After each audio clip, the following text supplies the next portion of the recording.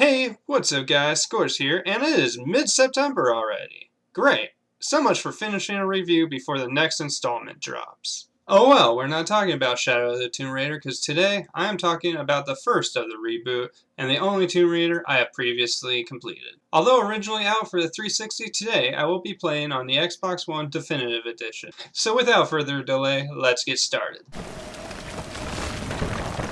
Tomb Raider stars a young Lara Croft, meaning you will be playing as a zero-year Tomb Raider, as we play Lara as a graduate on her first expedition. Her first expedition, beginning her career, is searching for the lost city of Yamatai. The reason she is searching for Yamatai is during college, her best friend Sam would constantly tell her the story of how she is a direct descendant of Himiko, the first Sun Queen and ruler of Yamatai.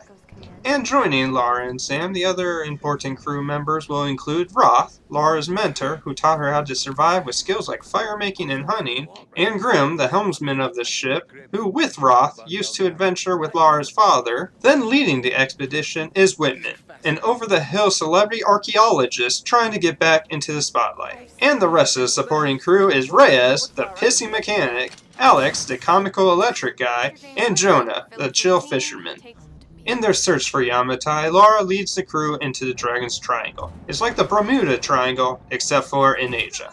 As they are sailing, they get hit by a major storm, which leaves them shipwrecked on an island. Lara gets washed up on shore alone, and tries to regroup with everyone, but instead gets knocked out and captured. Then she breaks free and fights back, as main characters do. Lara's original captures quickly become the main enemies of the game, which you find is a crazed cult called the Solari, led by a man named Matthias, which is made up of hundreds of men who have been trapped on an island just as Lara has. Meaning the same supernatural weather breaking their form of transportation, and then finding that every attempt to leave the island leads to failure. Eventually you find out about another faction on the island known as the Oni. Their purpose is kept a mystery from you, and you only encounter them a few times. So the only info you get about them is if you listen to the small talk of the Solari. Oh yeah, and I feel I should mention that this is the first game that I noticed a character using their health regeneration in a cutscene.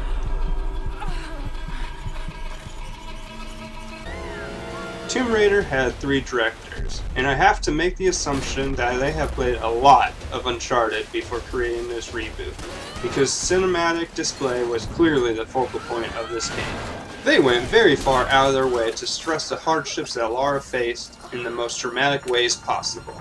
But that focal point really works here, because the entire point of the game is Lara transforming into an adventurer for the first time. Since this is the definitive edition, the game looks amazing. They even added more physics to Lara's hair! I need to look back at the 360 version, but the hair physics actually make a big difference. And to go with the graphics overhaul, Xbox One also gives you all the DLC costumes. My big problem with those are, unlike the default outfit, they don't get dirtier as the game goes on, therefore it kinda weakens the emergence.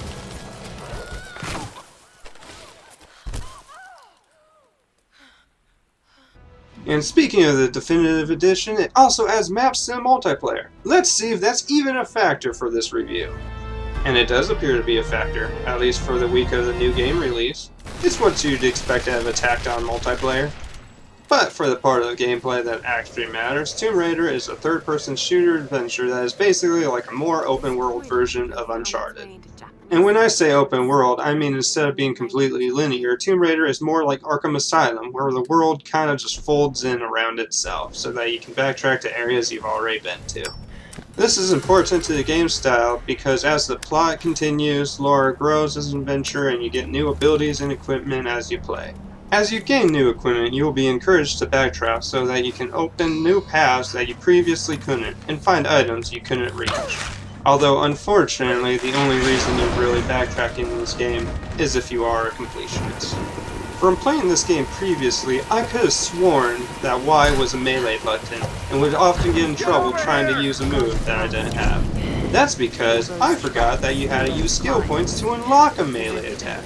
And that was the biggest flaw that I could find. The combat just starts out so minimalistic, although it does begin to get pretty great by the end. And another point I almost forgot to mention, since this game takes place on an island with limited resources, the enemies need to make do with the weapons that they have, meaning some will have bows and pistols, while others get stuck with picks and knives But when you complete the game, there are still tons of collectibles scattered throughout the island, including artifacts and journals. Journals tell a brief story of someone's experience on the island. Some are from crew members, some are historic, and others come from the cultists to understand why they follow Matthias. As you travel throughout the island, you will come across tombs, which are basically extra puzzles that you can complete for a skill point and weapon parts. I enjoy these parts because they're a nice little break from the action, and you get a reward for it if you want to do it.